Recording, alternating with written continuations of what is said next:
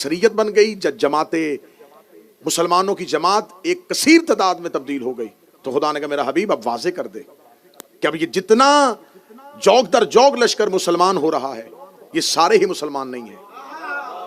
अब इनके अंदर दो ग्रोह हैं, एक है मोमिनून और एक है मुनाफिकून। दौरे पैगंबर पे नबी और अल्लाह को खबर थी, क्योंकि रसूल की महफिल में लोग बैठते थे, दिल के अंदर कुछ होता था, जुबान पे कुछ होता। जो ही महफिल रसूल से निकलते थे, फिर रसूल की महफिल से निकल के वो खुल के अपने अकीदे का इजहार करते थे, और खुदा बजरिया जिब्राइल रसूल को हुक्म पहुंचा देते थे, मेरा हबीब ये जो अभी तेरे पास से उठ के गए, अभी अभी ये तेरे पास जो बैठे हुए थे, इन्होंने तेरी गैर मौजूदगी में तेरी इस बात का ये मजाक उड़ाया है। तो ये सारी बातें दौरे रसूल में तो वाज़ेह होती रही, और रसूल बताते रहे कि खुदा बार बार कह रहा है मुनाफिकून के लिए ये आयत भी भेजी है, ये भी मुनाफिकीन के लिए भेजी है, ये भी मुनाफिकीन के लिए भेजी है। आखिर एक दिन महफिल पैगंबर में रसूल के जलीलुल कद्र सहाबा बैठे थे, जिनमें हजरत सलेमान मोहम्मदी और हजरत अबू ज़र बैठे हुए थे। उन्होंने कहा या रसूलल्लाह, आपकी जिंदगी में तो पता चल गया है कि कुरान बता देता है कि मुनाफिक कौन है, लेकिन आपके जाने के बाद जब आयतें नहीं उतरा करेंगे तो कैसे पता चलेगा कि मुनाफिक कौन सा है। रिसालत में आपने देखा मस्जिद के कोने पे रेत पे सर झुकाए हुए अली कुरान लिख रहे थे, अमीर अल मोमिनीन की तरफ हाथ का इशारा करके। अहले सुन्नत किताबों में रसूल ने कहा या अली कामा उठिएगा, अली उठ के खड़े हुए। रसूल ने सलमान अबू ज़र से कहा पूरे मदीने के मेरे सहाब को बता दो, ये है मोमिन और मुनाफिक की पहचान। इसकी मोहब्बत,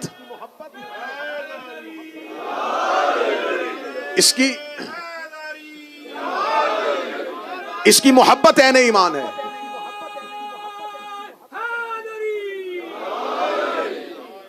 इसकी मोहब्बत ऐन ईमान है, और इसका बुग़्ज़ मुनाफिकत। ये अहले सुन्नत बरादरान की जय्यद अहदीस की किताबों में मुसलसल ये हदीस दर्ज हुई है कि मोमिन और मुनाफिक की पहचान सिर्फ और सिर्फ मोहब्बत अमीर अल मोमिनीन।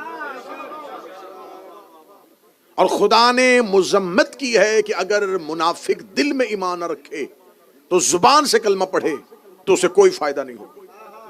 एक शख्स ने महफिल रसूल में आके कहा, पूछा था या रसूल अल्लाह, नेकियां क्या हैं और गुनाह क्या हैं, सय्यात क्या हैं और हसनात क्या हैं। उसने कहा कि रसूल बताएंगे नमाज नेकी है, झूठ गुनाह है, रोजा नेकी है, चोरी गुनाह है, ज़कात नेकी है, जना गुनाह है। रसूल मुझे नेकियां गिनवाएंगे और गुनाह गिनवाएंगे। या रसूल अल्लाह, नेकियां क्या हैं और गुनाह क्या हैं।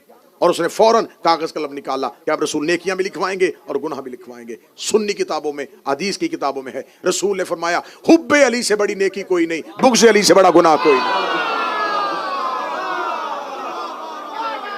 हुब्बे अली से बड़ी नेकी कोई नहीं है।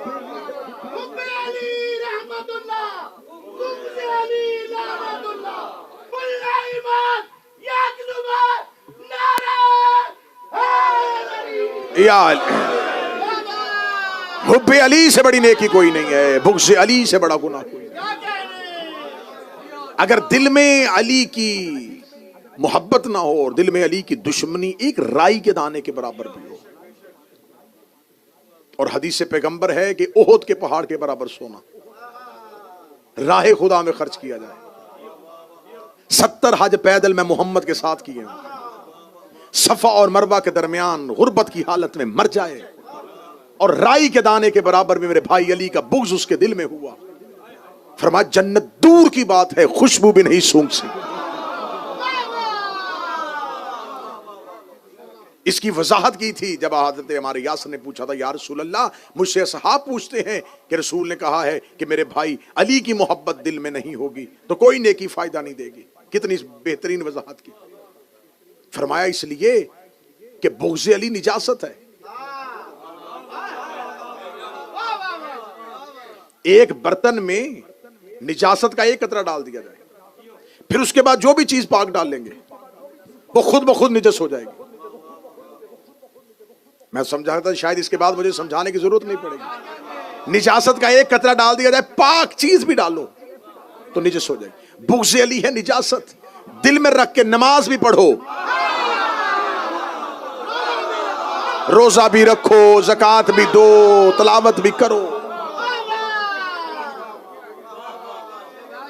جنگ صفین میں جب مولا امیر المومنین نے اپنے ایک صحابی سے کہا تھا کہ جاؤ لشکر شام پہ حملہ کرو، وہ لشکر شام پہ حملہ کرنے کے لیے اپنا ایک دستہ لے کے آگے بڑھا تو انہوں نے دیکھا کہ مال کے اشتر آ رہا ہے، انہوں نے فوراً قرآن نیزوں پہ بلند کر لیا، مال کے اشتر اپنا لشکر لے کے واپس آ گئے۔ علی نے فرمایا مالک حملہ کیوں نہیں کر کے آئے؟ فرمایا مولا حملہ کرنے گیا تھا لیکن انہوں نے قرآن نیزوں پہ اٹھا لیے، قرآن نیزوں پہ اٹھا لیے ہیں۔ تاریخ کہتی ہے علی بجلی کسی تیزی سے گھوڑے کی زین پہ آئے، علی نے اپنی ذوالفقار کو ہوا میں لہرایا۔ مالک نے کہا مولا کہاں جا رہے؟ فرمایا ان پر حملہ کرنے کے لیے۔ اس نے کہا مولا حملہ تو میں بھی کر سکتا تھا لیکن مولا میں تو قرآن دے کے واپس آ گیا۔ علی نے بھاگتے گھوڑے کی زین پہ کہا مالک قرآن ان کے حلقوں میں اٹکا ہوا ہے، قرآن ان کی گردنوں میں پھنسا ہوا ہے۔ اس نے کہا مولا ایسے بھی قاری ہوتے ہیں جو قرآن پڑھے اور قرآن حلق میں رک جائے۔ فرمایا تو نے نبی سے نہیں سنا القرآن مع علی وعلی مع القرآن، قرآن اور علی ہمیشہ اکٹھے ہوتے ہیں۔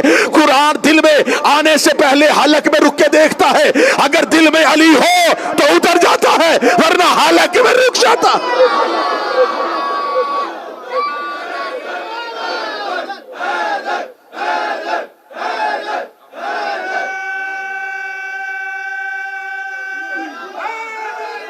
یار بسم اللہ۔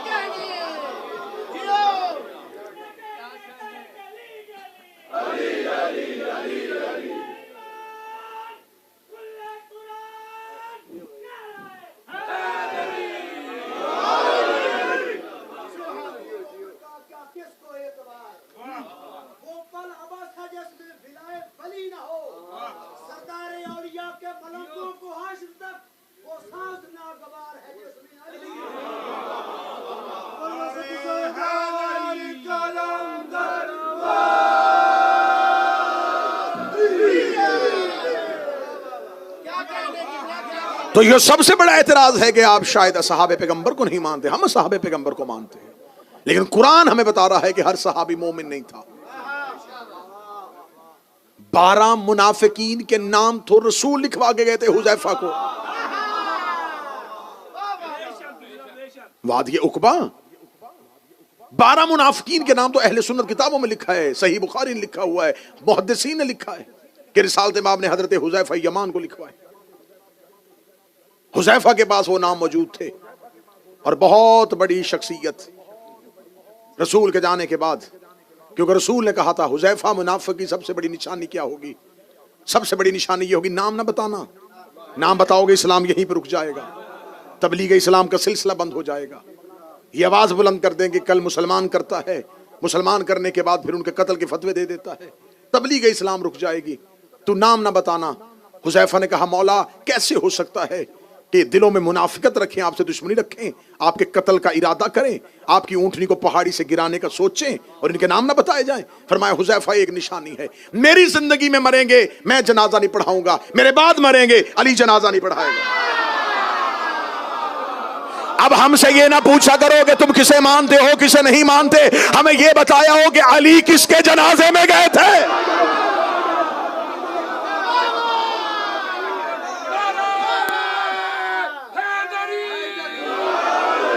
مصروفیت کیا مصروفیت تھی کہ علی نہیں گئے؟ اگر مصروفیت کی وجہ سے نہ جانا ہوتا مدائن میں جا کے سلمان کا جنازہ پڑھا دیا۔ منافق کا جنازہ رسول نے فرمایا۔ اور جب بھی مدینے میں کوئی مرتا تھا ایک بہت بڑی شخصیت حذیفہ کے دروازے پہ آتی تھی، تو جنازے پہ جا رہا ہے؟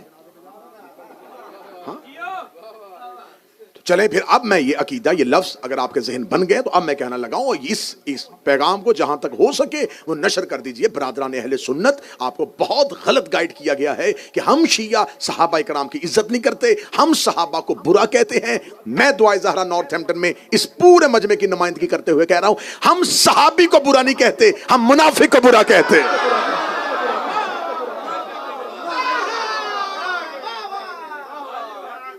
ہم صحابہ پیغمبر کو مانتے ہیں لیکن ہم منافقین کو نہیں مانتے۔ اور جب آپ ہم پر اعتراض کرتے ہیں نا تو میں نے تو پہلی 2 3 4 مجلسوں میں بار بار یہ ریپیٹ کیا ہے کہ آپ کے پاس بھی تو مکمل بایوگرافی جن صاحب کی ہے ان کی تعداد تو 7,000 ہے، ان سے زیادہ کو تو آپ ہی نہیں مانتے۔ جب آپ ہم پر اعتراض کرتے ہیں نا کہ شیعہ صحابہ کو نہیں مانتے، میں کھل کے بات کر لیتا ہوں، بندے کھل کے بات نہیں کرتے. آپ کے ذہن میں کچھ لوگ ہوتے ہیں،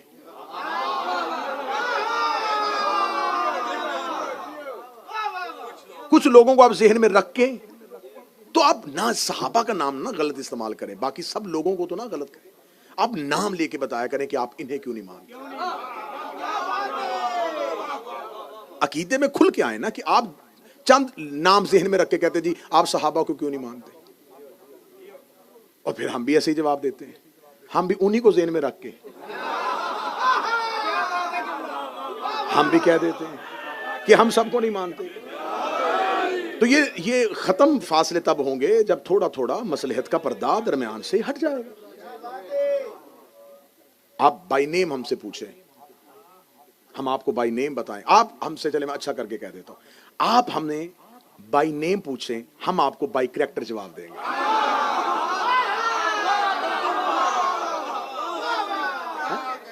آپ ہمیں بائی نیم بتائیں کہ آپ کہیں جی آپ ان کو کیوں نہیں مانتے، ہم فوراً کتابوں سے کریکٹر پڑھیں گے، اس پڑھنے کے بعد آپ کو کہیں گے جی یہ کردار ہے. ہم شخصیت پرستی نہیں کرتے، ہم کردار کی عزت کرتے ہیں.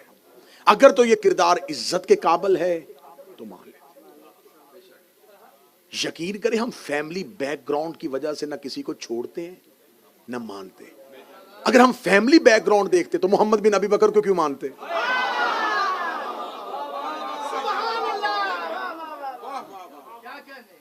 شیعہ مرتا مر جاتا ہے لیکن یزید کے لیے اتنا سا بھی نرم گوشہ نہیں رکھتا. اس کے بیٹے نے صرف آ کے اپنے باپ کے تخت کو ٹھوکر ماری ہے، کریکٹر آیا سامنے، ہم نے کردار قبول کر لیا. کیا مصلحت تھی، کیوں کیا تھا، ہم نے کہا نہیں یہ جملہ قابل قبول ہے، بے شک یزید کا بیٹا ہے. تو ہمارے ہاں نہیں دیکھا جاتا کہ کون کس کا باپ ہے کس کا بیٹا ہے، ہم یہ دیکھتے ہیں کہ اس کی اہل بیت سے اور رسول کے گھر سے محبت کیا ہے. تو اگر ہمارا یہ معیار غلط ہے، آپ یہ سمجھتے ہیں کہ نہیں ہم اندھی تقلید کریں، ہر کسی کو ماننا شروع کر دیں، تو یہ ہم سے نہیں ہو سکتا. اب ہم آپ کو بتاتے ہیں کہ اصحاب پیغمبر میں سے دیکھیں یہ جو اتنا بڑا واقعہ رونما ہو گیا ہے، 10 دن سے ہم رو رہے ہیں، 10 دن سے ہم سڑکوں پہ ہیں، پوری دنیا کا ہر شیعہ ان 10 دنوں میں سیاہ لباس پہن کے احتجاج کر رہا ہے. یہ احتجاج کس چیز کا ہے؟ امام حسین کی شہادت کا، کہ 61 ہجری کو 10 محرم کو عراق کے صحرا میں نبی کے خاندان کا ایک قتل ہوا ہے. ہم آج تک سڑکوں پہ اس لیے پھر رہے ہیں، احتجاج اس لیے کر رہے ہیں کہ اس قتل کے حقیقی قاتل گرفتار نہیں ہوئے. میں بڑی اہم گفتگو آپ سے کرنا چاہوں گا کیونکہ شب عاشور ہے، تو میں چاہتا ہوں کہ پیغام پورے کا پورا نشر ہو جائے. ہم یہ چاہتے ہیں کہ قتل حسین پر انصاف ہو. مسلمان اگر اپنے دامن سے قتل حسین کا دھبا ختم کرنا چاہتے ہیں تو ان مجرموں کی عزت کرنا چھوڑ دیں جو بلا واسطہ یا بال واسطہ قتل حسین میں شریک ہے. قتل حسین میں اکیلا یزید شریک نہیں ہے، قتل حسین میں یزید صرف آلہ کار ہے. یزید کے پیچھے کچھ محرکات ہیں جن کی وجہ سے اس نے اتنا بڑا قدم اٹھا لیا کہ جس کا کلمہ پڑھتا تھا اسی کا خاندان قتل کیا. اور یہ واقعہ کوئی 200 سال بعد بھی نہیں ہوا، نبی کے جانے کے 50 سال بعد. اس دور میں اگر جا کے دیکھیں تو اس دور میں لوگوں کی جو ایوریج ایج ہے وہ 100 سال سے اوپر ہوتی تھی. امام حسین علیہ السلام کے اصحاب میں سے 90-91 سال کے اصحاب تو حسین کے ساتھ لڑ رہے تھے، امام حسین کے لشکر میں شامل تھے. تو اس کا مطلب ہے کہ 100+ لوگ آسانی سے جی لیتے تھے. اور یہ واقعہ کربلا کب ہوا؟ رسول کی شہادت سے 50 سال بعد. اس کا مطلب ہے کہ وہ لوگ زندہ تھے جنہوں نے اپنی آنکھوں سے نبی کو دیکھا تھا. وہ رسول زندہ تھے جنہوں نے اپنی آنکھوں سے نبی کی گود میں حسین دیکھا. ان لوگوں نے اس قتل میں کیا کردار ادا کیا؟ وہ واقعہ کربلا میں کہاں تھے؟ کیونکہ مسلم امہ دو حصوں میں تقسیم ہو چکی تھی. ایک وہ تھے جو یزید کی حکومت اور یزید کی مملکت کو اسلامی حکومت سمجھ رہے تھے, اور یہ لوگ کون سے تھے؟ نبی کے دور کے لوگ تھے. میرا اہل سنت بھائی بہت آسانی سے بات تک پہنچ سکتے ہیں. اگر یہ قتل حسین میں شریک نہیں تھے تو انہیں انصار حسین میں ہونا چاہیے تھا. اب میں یہ بھی نہیں کہوں گا کہ سب غلط ہو گئے تھے. 3 حصوں میں تقسیم ہو چکی تھی امت. ایک وہ تھے جو کھل کے یزید کا ساتھ دے رہے تھے, ایک وہ تھے جو کھل کے حسین کا ساتھ دے رہے تھے. درمیان میں ایک ایسا گروہ تھا, ایک ایسی کثیر تعداد تھی جو وقتی طور پہ فیصلہ نہیں کر پائی کہ اب ہمیں کیا کرنا چاہیے. ان میں سے بہت سو نے بعد میں کسی نہ کسی طریقے سے نصرت امام کرنے کے لیے ہر ممکن کوشش کی. جنہوں نے بعد میں کوشش کی وہ نام بھی تاریخوں میں لکھے ہوئے. اب یہاں پر آ کے کہا جاتا ہے کہ صرف یزید جو تھا وہ قتل امام حسین علیہ السلام میں شریک تھا. نہیں, ہم شیعوں کے لیے کوئی معمولی قتل نہیں ہے, ہمارے امام کا قتل ہے. ہم اس کی مکمل انویسٹیگیشن چاہتے ہیں. ہم یہ چاہتے ہیں ہمیں بتایا جائے کہ یزید کیا اپنی مرضی سے تخت خلافت میں بیٹھ گیا تھا؟ آخر اسے بیعت ہوئی تو وہ خلیفہ بنا. تو وہ بیعت کیوں ہوئی, کنہوں نے کی, کس نے کروائی, وہ سارے محرکات کیا تھے؟ نہیں جی, وہ یزید کو اس کا باپ جو ہے اس نے نامزد کر دیا تھا. تو اس کا مطلب ہے کہ قتل حسین میں انویسٹیگیشن اگر آگے بڑھے گی تو صرف یزید شریک نہیں, وہ بھی شریک ہے جس نے یزید کی حکومت کا رستہ ہموار کیا. اب اگر یزید قتل حسین میں اکیلا شریک نہیں ہے, اس کی حکومت سازی کرنے کے لیے, اس کو حاکم بنانے کے لیے جو بھی شریک تھا, وہ چاہے اس کا باپ تھا, وہ اس قتل کے اندر آ گیا. اب یہاں پر آ کے پھر تحقیق نہیں رکے گی, تحقیق پھر اس کے آگے جائے گی. آخر یزید کے باپ معاویہ بن ابو سفیان کو شام کی حکومت کس نے دی تھی؟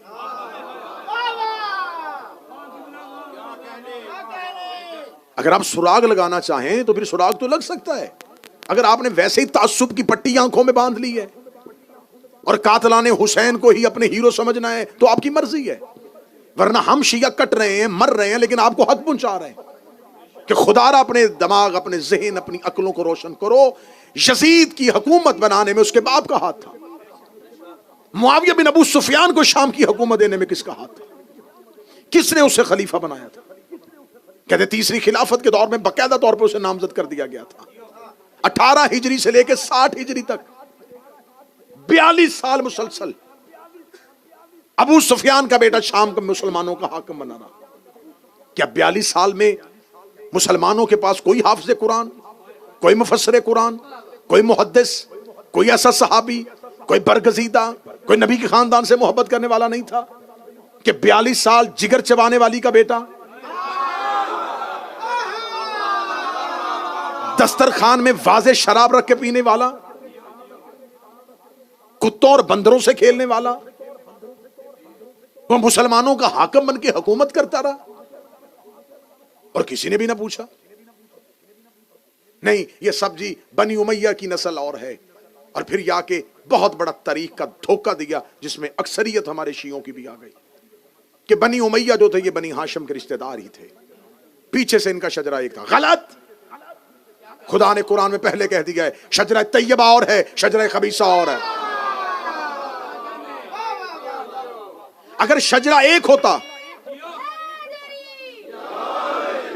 موضوع ٹھیک ہے جی, اگر شجرہ ایک ہوتا تو خدا ایک ہی شجرے کی بات کرتا. خدا نے قرآن میں 2 شجروں کی بات کی ہے, شجرہ طیبہ, شجرہ خبیثہ. شجرہ ملعونہ اور ہے, شجرہ طیبہ اور ہے. 2 شجرے ہیں. اب میں آپ کو بتا دیتا ہوں. عبد مناف کے 2 بیٹے, ایک کا نام عمر جسے ہاشم کہتے, دوسرے کا نام عبد الشمس. کہا جاتا ہے کہ عبد الشمس کا جو بیٹا تھا وہ امیہ تھا. امیہ عبد الشمس کا بیٹا نہیں تھا. عبد الشمس کے بیٹے کا نام ربیہ تھا. امیہ عبد الشمس کا غلام تھا.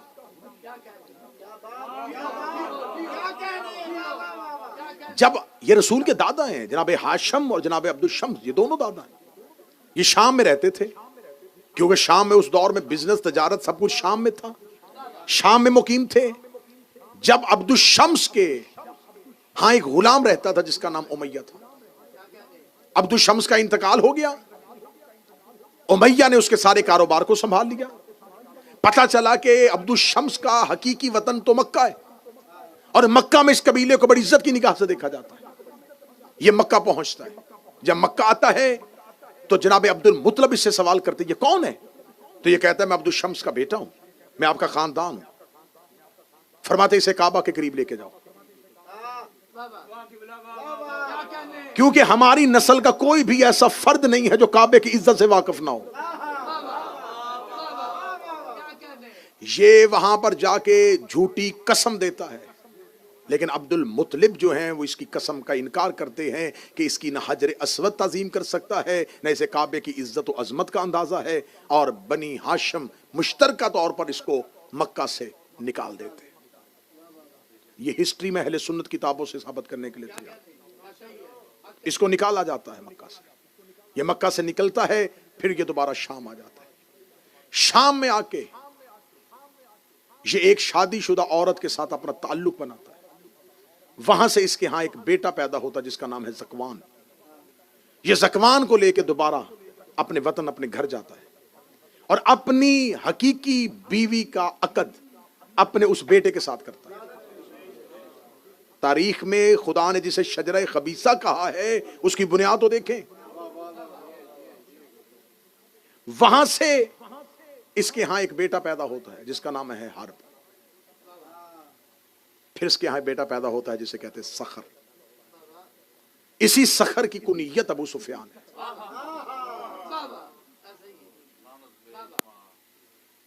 ابو سفیان کے ہاں پھر 3 بیٹے آتے ہیں. ایک حنزلہ جسے بدر میں علی نے مارا, ایک معاویہ, اور ایک یزید. ایک تو یزید معاویہ کا بیٹا تھا, ایک یزید معاویہ کا بھائی بھی تھا, یزید بن ابو سفیان. ادھر سے حرب کے ہاں ایک اور بیٹا ہے ابو سفیان کے علاوہ جس کا نام ہے آس. آس کے پھر 2 بیٹے ہیں, ایک کا نام ہے حکم اور ایک کا نام ہے عفان. حکم کا بیٹا مروان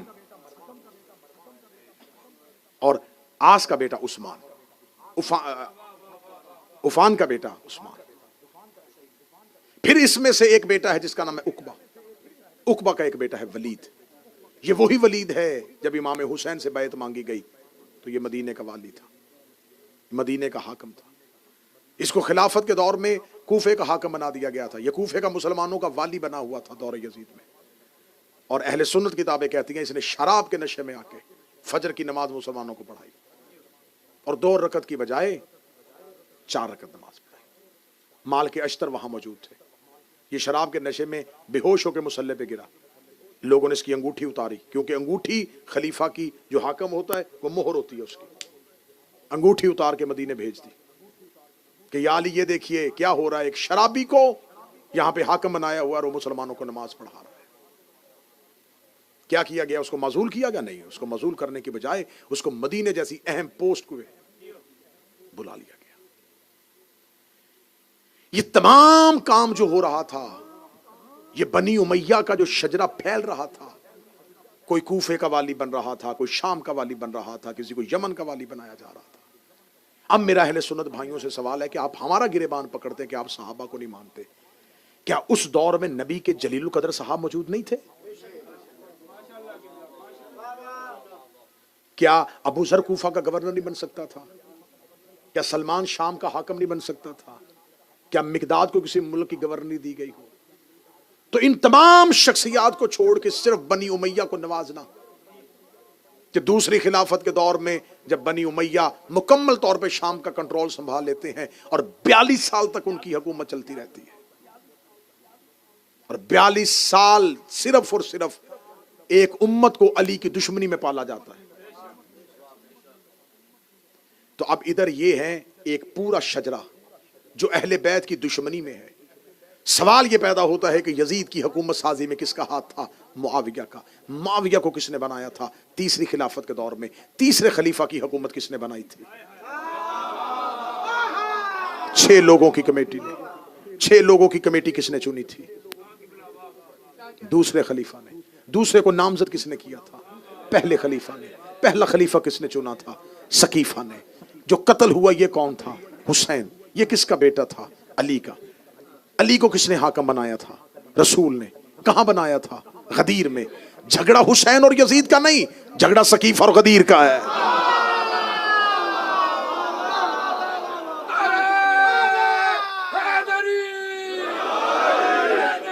لڑائی یزید اور حسین کی نہیں ہے، جنگ ثقیف اور غدیر میں. میں ہر سال یہ چیخ چیخ کے پوری دنیا کے سامنے کہتا ہوں، قطعاً منافقت نہ کیا کرو حسین کے ساتھ. پورا سال یزید کے کیمپ میں رہنا، 10 سال کے لیے حسینی بننے کی ایکٹنگ کرنا. فوراً سارے مسلمان کہتے ہم بھی امام حسین کو مانتے ہیں. ہمارے گاؤں میں آ کے دیکھیے ہم کتنی سبیلیں لگاتے ہیں، ہم 10 محرم کو اتنی حلیم کی دیگیں پکاتے ہیں. دیگیں پکانے سے حسین ملتا ہے؟ سبیلیں لگانے سے حسین ملتا ہے؟ 10 دن کے لیے صرف راضی کرنے کے لیے. کیوں؟ ہمیں تیری منافقت کا پتہ ہے. تو 10 دن حسین اس لیے ہوتا ہے کہ ادھر یزید کھڑا ہے. اب یزید کے کیمپ میں نہ جانے کی وجہ سے ساری مسلم امت نے کہہ دیا یزید غلط، یزید غلط، یزید غلط، یزید غلط، یزید غلط. کیوں بھائی؟ اکیلا یزید؟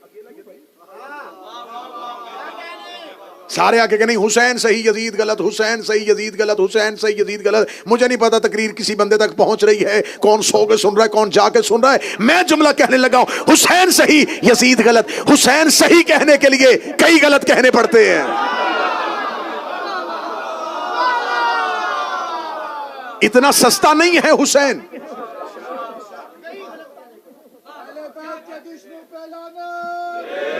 آپ کیسے کہہ سکتے ہیں کہ صرف یزید تھا؟ یہ پوری سازش ہے. اور سازش کہاں سے چلی؟ ثقیفہ سے. امامت کہاں سے چلی؟ غدیر سے. اس کا مطلب ہے لڑائی حسین اور یزید کی نہیں ہے، غدیر اور ثقیفہ کی ہے. آج بھی مسلمانوں میں 2 ہی فرقے ہیں، یہ غدیری فرقہ یا ثقیفائی فرقہ. یا تو آپ ثقیفہ کے فالوور ہیں یا آپ غدیر کو فالو کر رہے ہیں. کوئی تیسرا رستہ نبی نے چھوڑا ہی نہیں ہے. یا غدیر یا ثقیفہ، یا خلافت یا امامت. قرآن میں 2 ہی صورتیں، یا مومنون یا منافقون.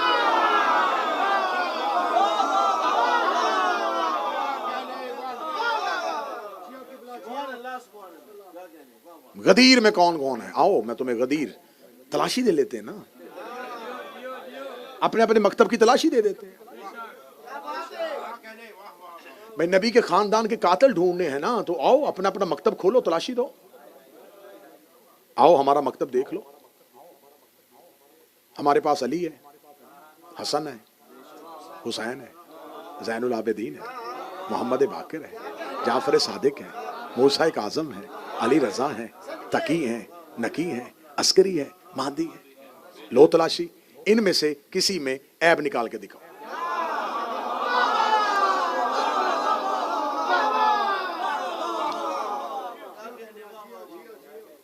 اب ہم جن کو مانتے ہیں ان میں فاطمہ بنت اسد ہے، خدیجہ بنت خویلد ہے، فاطمہ بنت محمد ہے، زینب بنت علی ہے. آؤ عیب نکال کے دکھاؤ. دی ہے نا تلاشی؟ دی ہے نا؟ دی ہے تو پھر تلاشی لینی بھی تو ہے.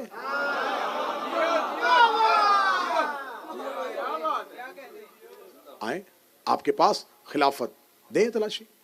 پہلا خلیفہ حضرت ابوبکر، دوسرے حضرت عمر، تیسرے حضرت عثمان، چوتھے حضرت معاویہ، پانچویں تھوڑی دیر کے لیے حسن، چھٹے یزید. آپ کی خلافت میں تو یزید کھڑا ہے. خلافت مکمل ہی نہیں ہے جب تک چھٹے نمبر پر یزید کو نہ وہ مانے. کیونکہ بھائی آپ اس کے کردار کو نہیں مان رہے، خلیفہ تو رہا ہے نا. خلافت تو اس نے کی ہے، مسلمانوں کا خلیفہ تو رہا ہے. ہمارے پاس تو وہ آ ہی نہیں سکتا، کیونکہ ہمارے پاس تو امامت والے ہیں. آپ نے خلافت والی تعداد پوری کرنی ہے تو آپ کو یزید رکھنا پڑے گا، کیونکہ وہ خلیفہ مسلمانوں کا رہا ہے. آپ کہتے جی اس کا کردار بڑا گندا تھا. لیکن وہ خلیفہ رائے. تو یہی بات تو ہم کہہ رہے ہیں کہ کردار ٹھیک نہیں تھے اور خلیفہ رہے ہیں.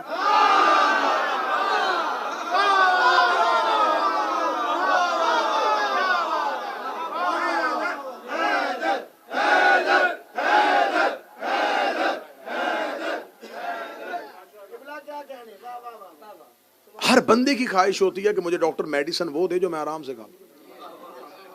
انجیکشن کون خوشی سے لگواتا ہے بھائی؟ تکلیف والا مرحلہ کون خوشی سے لیتا ہے؟ یزید میٹھی گولی تھی کھا لی، فوری طور پہ کہہ دیا ہاں ہاں ہاں لے جائیں. ہم نہیں مانتے حضور، ہم صرف یزید ہی نہیں پکڑیں گے، ہماری تو مجبوری ہے، ہم تو پھر جائیں گے کہ آخر اس سازش میں کون کون کہاں سے شریک تھا. یہ سب کچھ اچانک نہیں ہوا، اچانک ہو گیا. اچانک مفتیوں نے فتوے دے دیے حسین کے قتل پہ. وہ جو مفتی فتوے دے رہے تھے وہ وہی مفتی تھے جو جمعہ کے خطبوں میں ممبروں پہ علی کو گالیاں دے رہے تھے. تو یہ پوری 50 سال میں جو زمین نبی کے خاندان کے خلاف تیار ہوئی ہے، یہ میرا اہل سنت بھائی اچانک نہیں ہوئی. اگر محرم تمہیں لے ہی آیا ہے حسین کے گھر میں، حسین تمہیں کھینچ ہی لایا ہے اپنے گھر میں، تو آج شب عاشور ہے، آج ہی حور بن جاؤ.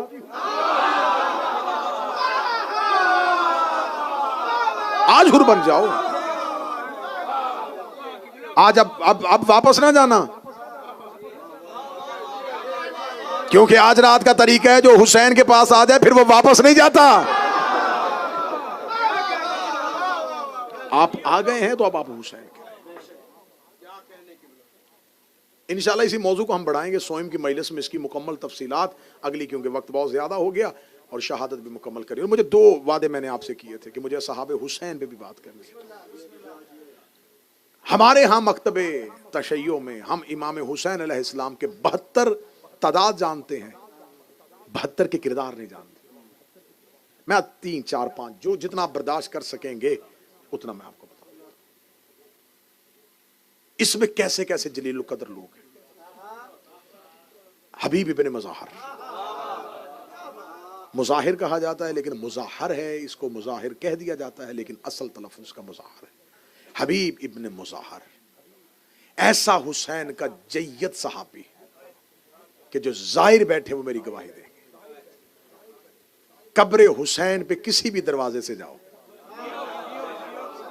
پہلے حبیب آتا ہے، اور حسین کے شہر میں جاؤ تو پہلے حر آتا ہے. پھر میں جملہ کہہ دوں، حر ہے حسین کے شہر کا دروازہ، حبیب ہے حسین کی زری کا دروازہ. امام حسین نے حر کو اپنے شہر کے باہر بٹھایا ہے. حسین کو پتا تھا کہ قیامت تک کے لیے میرے شہر میں گناہگاروں نے بھی آنا ہے، کہیں کربلا کے باہر آ کے ڈر نہ جائیں. کربلا کے باہر آ کے اپنے گناہوں سے ڈریں تو سامنے حر کھڑا ہو، ہائے ہائے حر کہے آ جاؤ میں تمہارے سامنے زندہ مثال ہوں. دروازہ حسین کے شہر کا دروازہ حر، حسین کی زری کا دروازہ حبیب. کیا تھا اس میں جو حسین نے اس کی قبر اپنی قبر کے ساتھ بنوائی ہے. امام حسین علیہ السلام نے جناب حبیب کو ایک خط لکھا تھا، اس خط میں حبیب کو سلام کیا تھا رجل فقی کہہ کے، اے مرد فقی تم پر میرا سلام. اور میں بچوں کو سمجھانے کے لیے کہہ دوں، جناب حبیب رسول کے صحابی تھے. امام حسین اور امام حسن علیہ السلام کا بچپن تھا. ان کے باپ مظاہر نے نبی کا کھانا کیا کہ آپ نے یا رسول اللہ کل میرے گھر کھانا کھانا. رسالت میں آپ نے فرمایا مظاہر اکیلا نہیں آؤں گا، بیٹوں کو ساتھ لے کے آؤں. رسالت میں آپ جب اگلے دن حسن اور حسین کو لے کے مظاہر کے گھر کی طرف چلے تو مظاہر کا یہی بیٹا حبیب اپنے مکان کی چھت پہ تھا. یہ مہمانوں کا رستہ دیکھ رہا تھا کہ آج رسول نے ہمارے گھر آنا ہے. یا چھت سے گر کے حبیب مر گئے. تاریخ پڑھ رہا ہوں، حبیب مر گئے. باپ نے لاش کمرے میں رکھ کے بند کر دیا دروازہ. رسالت میں آپ آئے، دسترخوان لگا دیا، حسن اور حسین ساتھ. جو ہی حسن اور حسین دائیں حسن بیٹھ گئے، بائیں حسین بیٹھ گئے. امام حسین نے نانا کا بازو پھیلا کے، نانا اس کا بیٹا حبیب کہاں ہے؟ رسول اللہ فرمایا مظاہر میرا حسین پوچھ رہا ہے تیرا بیٹا حبیب کہاں ہے، کیونکہ وہ حسین سے بڑی دوستی رکھتا ہے۔ مظاہر کی آنکھوں میں آنسو آ گئے، کہنے لگے یا رسول اللہ بتانا نہیں چاہتا تھا کہ کہیں آپ میرے گھر کا کھانا نہ چھوڑ دیں، تھوڑی دیر پہلے مکان کی چھت سے گرا، اس کا انتقال ہو گیا۔ موت کی خبر سنی حبیب کی، حسین تڑپ کے اٹھے، کہاں ہے حبیب؟ مظاہر آگے آگے چلا، پیچھے حسین چلے، کمرے میں جا کے چادر ہٹائی، حسین نے حبیب کا دیکھا چہرہ، حبیب تو نے ہمارا انتظار ہی نہیں کیا؟ نانا مجھے حبیب زندہ چاہیے۔ رسول نے دعا کے ہاتھ بلند کیے، حبیب اٹھ کے بیٹھ گیا۔ کتابیں کہتی ہیں کہ حبیب مدینہ کی گلیوں میں حسین کے پیچھے پیچھے رہتے تھے، اور یہ کیا کام کرتے تھے؟ مولا حسین کے پاؤں کے نیچے سے مٹی اٹھا کے چوما کرتے تھے۔ رسالت مآب نے جناب حبیب کو گود میں بٹھا کے کہا تھا میرے اللہ یہ جیسے میرے حسین کو حبیب رکھتا ہے میں چاہتا ہوں تو اسے ایسے ہی اپنا دوست رکھ۔ امام حسین نے آخری وقت میں خط لکھ کے حبیب کو کوفہ سے بلایا۔ صحابی پیغمبر بھی ہے، رسول کی صحبت میں بھی ہے۔ مرد فقیہ والی بات شاید میں نے پہلے کبھی کی تھی، کروں گا تو زیادہ وقت گزر جائے گا، مجھے 2-4 صحابے بات کرنے ہیں۔ اس حبیب کو یہ اس کا ہے کہ حسین کی محبت، حسین کا عشق، اور خط لکھ کے امام حسین نے بلا لیا۔ جناب جون، اس کو بعض لوگ سمجھتے ہیں کہ یہ امام حسین علیہ السلام کا غلام تھا، امام حسین کا غلام نہیں، یہ جناب فضل ابن عباس ابن عبد المطلب کا غلام تھا۔ رسول کے چچا حضرت عباس، ان کے بیٹے تھے فضل، ایک عبداللہ ابن عباس ہیں، ان کے بھائی فضل، یہ فضل کا غلام تھا۔ جناب فضل خرید کے لائے تھے جون کو، مولا امیر المومنین نے جناب فضل سے 150 اشرفی میں خرید لیا، اور خرید کے ابو ذر کو تحفہ دے دیا۔ ابو ذر جون کی تربیت کر، پھر جناب جون حضرت ابو ذر کے ساتھ رہے۔ جب حضرت ابو ذر کو محبت علی میں وطن چھوڑنا پڑا تو جون ساتھ گیا تھا۔ جب 32 ہجری میں حضرت ابو ذر کی شہادت ہو گئی، روتا ہوا جون مدینے آ گیا، یا امیر المومنین آپ نے جس کا غلام بنایا تھا وہ میرا آقا چلا گیا۔ علی نے فرمایا پھر تو آزاد ہے؟ اسے کہا اب میں آزاد نہیں ہونا چاہتا، میں اب غلامی ہی میں رہنا چاہتا ہوں۔ امیر المومنین نے فرمایا ٹھیک ہے پھر